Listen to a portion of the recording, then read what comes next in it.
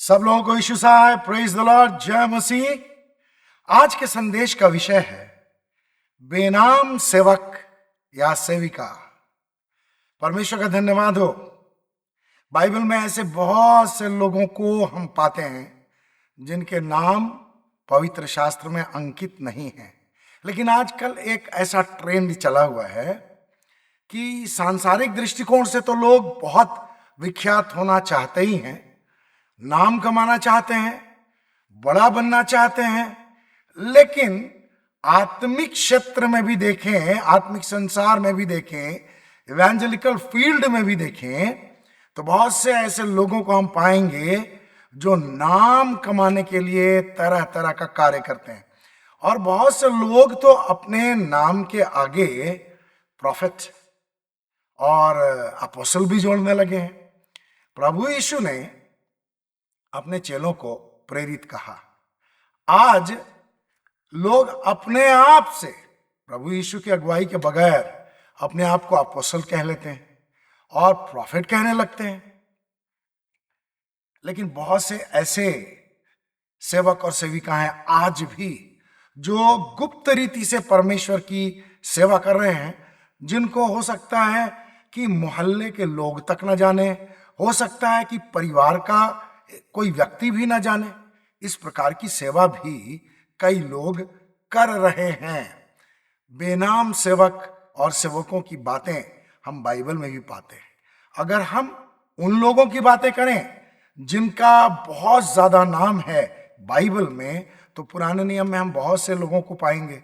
इब्राहिम, मूसा, दाऊद, बहुत से सेवक हैं। नए नियम में हम बहुत से सेवकों को पाएंगे, प्रेरित पौलुस, पत्रस, यूहन्ना, ऐसे बहुत से हैं। लेकिन ऐसे भी लोग हैं पुराने नियम में भी और नए नियम में भी जिनका नाम हम तब तक नहीं जान पाएंगे जब तक हम स्वयं स्वर्ग में जाकर के उनसे ना मिल लें। तो मैं ऐसे लोगों को आपके सामने रखना चाहता हूं जिनका नाम बाइबल में लिखा हुआ नहीं है, लेकिन फिर भी उनके द्वारा परमेश्वर की सेवा हुई। और इस तरह मैं उन लोगों से रिक्वेस्ट करता हूं जो बिना नाम के परमेश्वर की सेवा कर रहे हैं। बस इसी प्रकार प्रभु के प्रेम में आप डूबे रहिए। बिना नाम का ख्याति प्राप्त करने की चाहत लिए बगैर प्रभु की सेवा करते जाइए। कोई आपको नहीं जानने, इससे कोई अंतर नहीं होता है। अगर प्रभु यीशु आपको न जाने, मुझे न जाने, तो इससे बहुत अंतर हो जाएगा। लेकिन परमेश्वर का धन्यवाद हो कि जो लोग खुले हृदय से, सच्चे हृदय से परमेश्वर की महिमा करते हैं, परमेश्वर उनको जानता है। सबसे पहले मैं आपको यूहन्ना रचित सुसमाचार के 6 अध्याय में ले जाना चाहता हूं। यहां एक बहुत बड़ी भीड़ थी और शाम हो चली थी। लोग भूखे प्यासे प्रभु यीशु का वचन सुनने के लिए उसके पीछे हो चले थे। अब प्रभु यीशु ने निर्णय लिया कि इनको खाना खिलाया जाए। और हम लोग जानते हैं 5000 पुरुषों की संख्या थी, स्त्रियों और बच्चों की संख्या यहां दी नहीं गई है। तो इतने लोगों को प्रभु ने जो भोजन खिलाया, वो भोजन आया कहां से? मैं पढ़ना चाहता हूं यूहन्ना 6 और उसका 9। जब चेलों से प्रभु यीशु ने पूछने लगा कि तुम इन्हें खाने के लिए दो, तो चेले बहुत परेशान हो गए। लेकिन अंद्रियास नामक एक चेले ने आकर प्रभु यीशु से कहा, यहां एक लड़का है जिसके पास जौ की 5 रोटियां और 2 मछलियां हैं, परंतु इतने लोगों के लिए वे क्या हैं? तब प्रभु यीशु ने क्या कहा? लोगों को बैठा दो। और उसने उन 5 रोटियों और 2 मछलियों को लेकर उन पर आशीष मांगी, परमेश्वर को धन्यवाद दिया और 5000 से ज्यादा लोगों को भोजन मिल गया। लेकिन उस बच्चे का नाम अंकित नहीं है। मुझे पूरी तरह से यह विश्वास है कि यह लड़का बहुत ही खुश हुआ होगा, परमेश्वर को उसने धन्यवाद दिया होगा, चेलों ने भी उसे शाबाशी दी होगी और आज यह स्वर्ग में होगा। जब हम लोग स्वर्ग जाएंगे तो इस लड़के से हमारी मुलाकात जरूर। एक अन्य पात्र को मैं आपके सामने लाना चाहता हूं। यह पात्र एक बालिका है। सीरिया का राजा बहुत ही सामर्थी हो गया था और उसकी सेना इस्राएलियों की सेना से ज्यादा प्रभावशाली हो गई थी। तो सीरिया की सेना ने जाकर इस्राएलियों में से कुछ लोगों को बंदी बना लिया और उन्हीं बंदी लोगों में एक छोटी बालिका भी थी और यह बालिका सीरिया की राजा के सेनापति नामान के घर में ले आई गई। और जब उस छोटी बालिका को यह पता चला कि उसका स्वामी नामान कोढ़ नामक बीमारी से ग्रस्त है, तो उसने अपनी मालकिन से क्या कहा, मैं यह पढ़ना चाहता हूं। दूसरा राजा 5वां अध्याय 3रा पद। उसने अपनी स्वामिनी से कहा, काश मेरा स्वामी सामरिया के नबी के पास होता, वह उसे कोढ़ से चंगा कर देता। परमेश्वर का धन्यवाद हो। नामान सीरिया का जो सेनापति था वो एलीशा के पास चला गया। बहुत ही नाटकीय घटना घटी, लेकिन ऐसा हुआ कि उसने यरदन नदी में डुबकी मारी और वो चंगा हो गया। 7 बार उसने डुबकी मारी और 7वीं बार जब डुबकी मारकर वो बाहर आया तो उसने देखा कि वह चंगा हो गया था। हालेलुया। एक छोटी सी बालिका।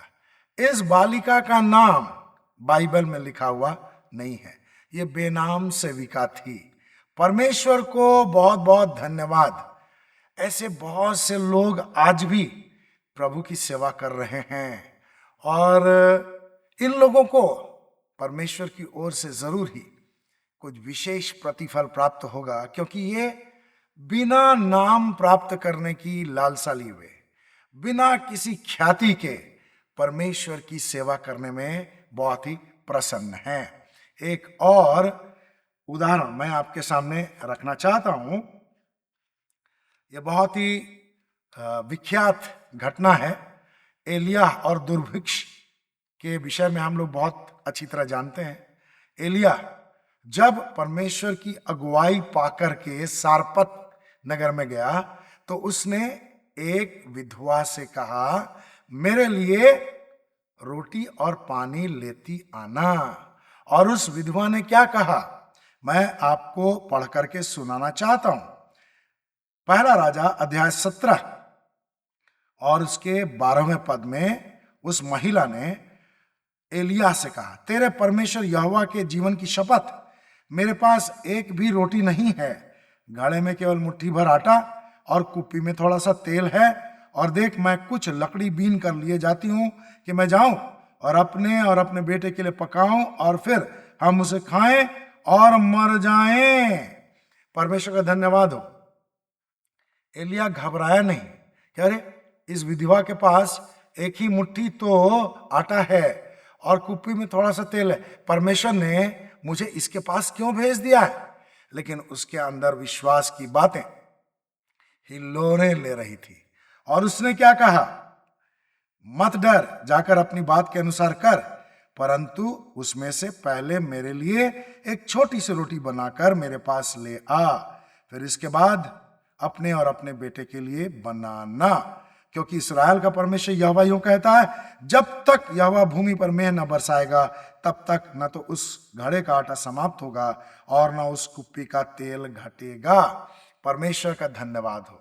अगला पद यह बताता है कि उस महिला ने जाकर एलिया के वचन के अनुसार किया। उस महिला का नाम दिया हुआ नहीं है, लेकिन उसने एलिया की बात पर विश्वास करके परमेश्वर के साथ सहयोग किया और इतनी बड़ी गवाही हमारे सामने आ गई।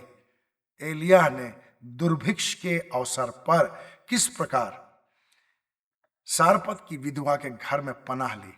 और 16वें पद में ऐसा लिखा है कि यहोवा के उस वचन के अनुसार जो उसने एलिया के द्वारा कहा था, ना तो उस घड़े का आटा समाप्त हुआ और न उस कुप्पी का तेल।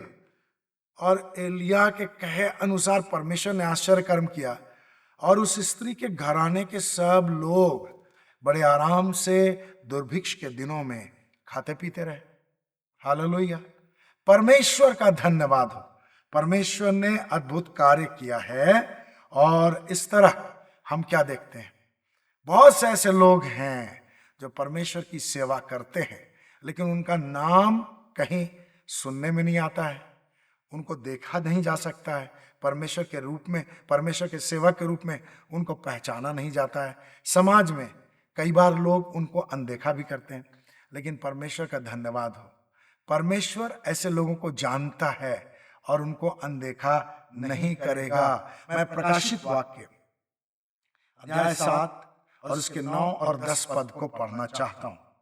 यहां लिखा है, इसके पश्चात मैंने दृष्टि की और देखो, प्रत्येक जाति, समस्त कुल, लोग और भाषा में से लोगों की एक विशाल भीड़, जिसे कोई गिन नहीं सकता था, श्वेत वस्त्र पहने तथा हाथों में खजूर की डाली लिए सिंहासन और मेमने के सामने खड़ी थी। और लोग ऊंची आवाज से पुकार कर कह रहे थे, सिंहासन पर विराजमान हमारे परमेश्वर और मेमने से ही उद्धार है। हालेलुया, एक विशाल भीड़।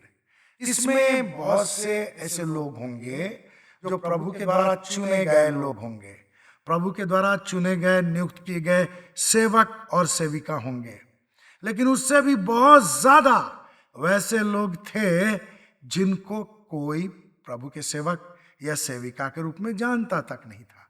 लेकिन ये लोग उस विशाल भीड़ का हिस्सा थे जो श्वेत वस्त्र पहने हुए, हाथों में खजूर की डाली लिए हुए, सिंहासन और मेमने के सामने उपस्थित थे। तो परमेश्वर को बहुत बहुत धन्यवाद। मैं एक स्थान से और पढ़ करके आपको उत्साहित करना चाहता हूं।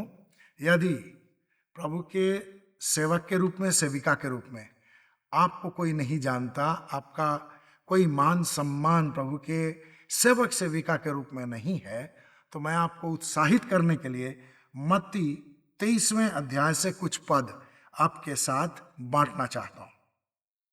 पहले मैं पहला और दूसरा पद पढ़ना चाहता हूं। तब यीशु ने भीड़ से और अपने चेलों से कहा, शास्त्री और फरीसी स्वयं मूसा की गद्दी पर बैठ गए हैं। शास्त्री और फरीसी मूसा की गद्दी पर बैठ गए हैं। ये लोग समाज में बड़े ही इज्जतदार और सम्मानित लोग समझे जाते थे, और ये स्वयं को परमेश्वर के सेवक के रूप में भी देखते थे। इस्राएली समाज इनको सम्मान की नजर से देखता था, लेकिन प्रभु इनके विषय में क्या राय रखता था, यह बात मैं 6 और 7वें पद के आधार पर आपके साथ साझा करना चाहता हूं।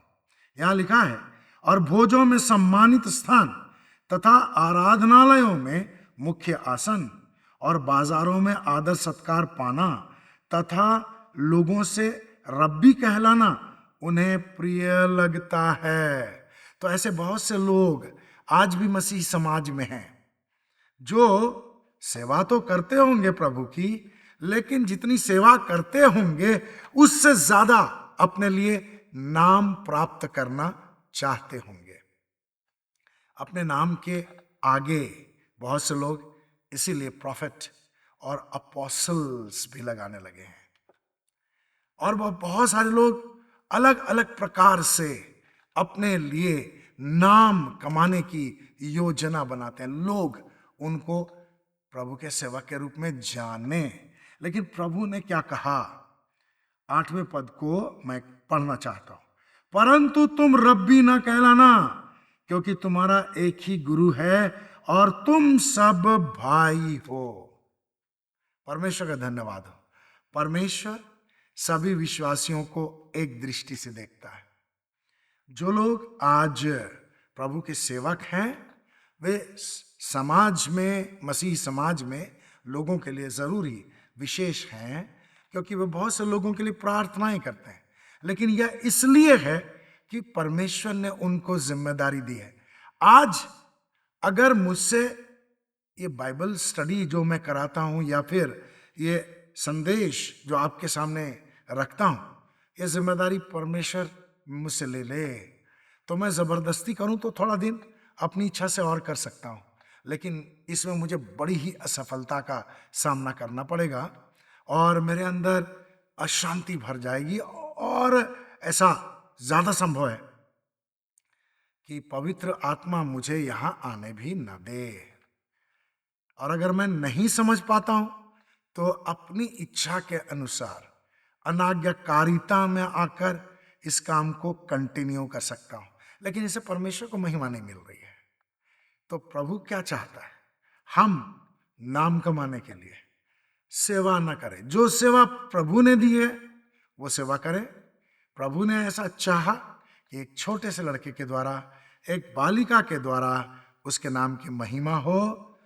परमेश्वर यदि यही चाहता है तो हम लोग भी यही करें और नाम कमाने के फेर में न पड़ें। प्रभु आपको आशीष दे। Hallelujah, praise the Lord.